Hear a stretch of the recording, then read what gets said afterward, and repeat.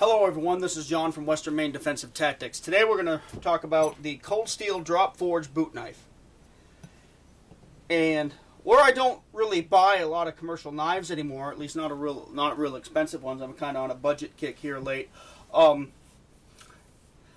was looking at eBay for a couple of different, I guess, vintage knives. You know, I wanted another copy of the K-bar boot knife that you saw in the double-edged knife video, and I was looking for a Gerber Mark I, things like that, and an A.G. Russell Sting, and I wanted these knives just to do a little research on, so to get a better idea of what I wanted in a double-edged knife, because one of my back burner projects is to make one of my own.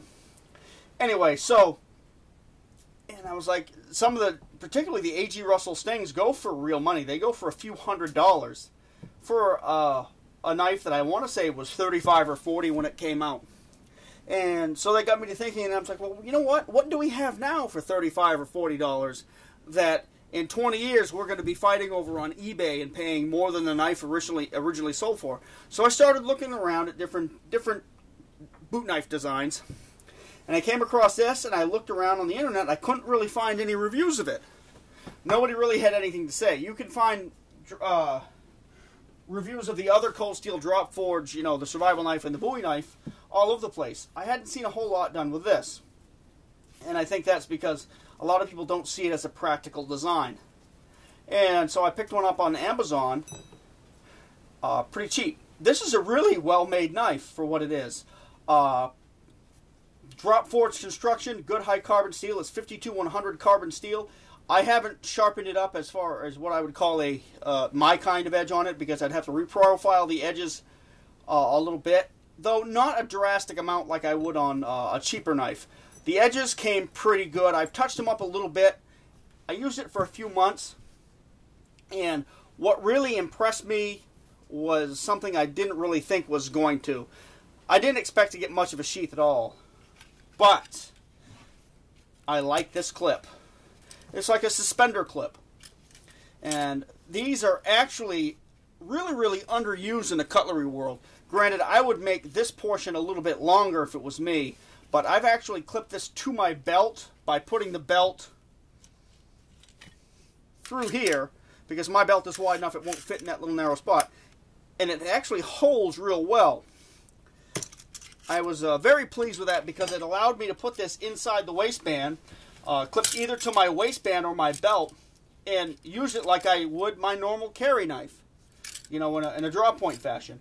And 99% of the sheaths you see on different concealment boot knives and so-called self-defense knives, I have to make sheaths for if I choose to carry them. So I figured I was going to be making a sheath for this knife in order to carry it and test it. I didn't. I was able to use the actual factory sheath, which kind of impressed me.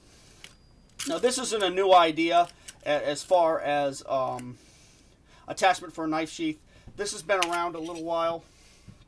But as far as the execution, it's pretty well done. You see how that just came right off there? If I push that in, that clip will come right off there. You can rig it as a neck knife.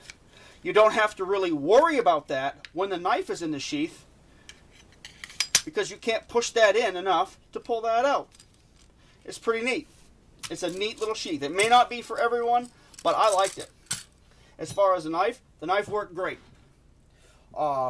It came pretty sharp. I touched it up on a stone, and it went to work. I carried it for, let's say 6 or 8 weeks. I mean, exclusively. I basically took off my current carry knife, which is this one. I put this on and carried it everywhere. The only thing I could say, this is a little bit handle heavy. If I was really going to carry this knife seriously, I'd probably drill a couple of holes in the butt end.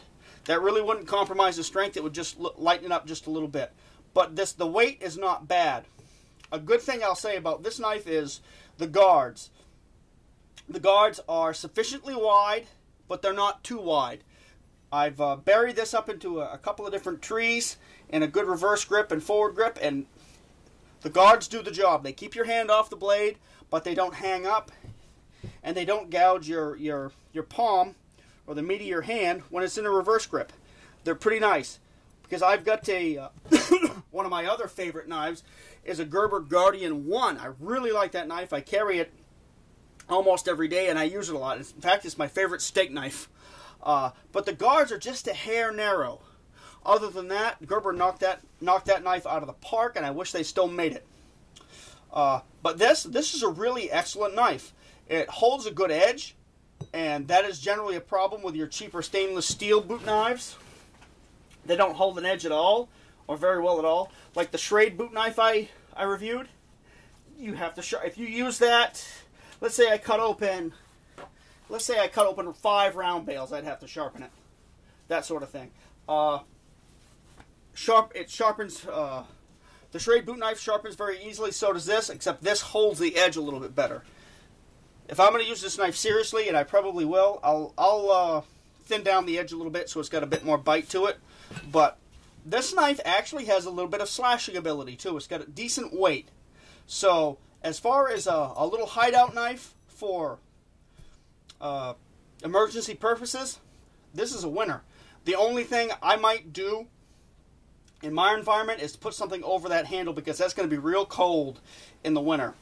And what I like about the Sheath is it locks up here, and it actually has a bit of clearance where you could actually wrap this with something, leather or whatever, or an inner tube, whatever you'd like to do just to provide a little bit of insulation. The Sheath provides clearance for that. So really well constructed knife, delivered sharp, nice double edge. It cuts well, it whittles pretty well, with a good usable sheath, as is, for I think $45. This knife is a winner, and for a production knife, hey, I'd buy it again. I might buy a couple more, because these are a really good quality tool, and we'll see in 25 or 30 years if we're looking back with nostalgia on these, going, man, I wish I'd bought more of those. But anyway, I hope this helps you out. This will make a great Christmas present for somebody who likes knives. Take care.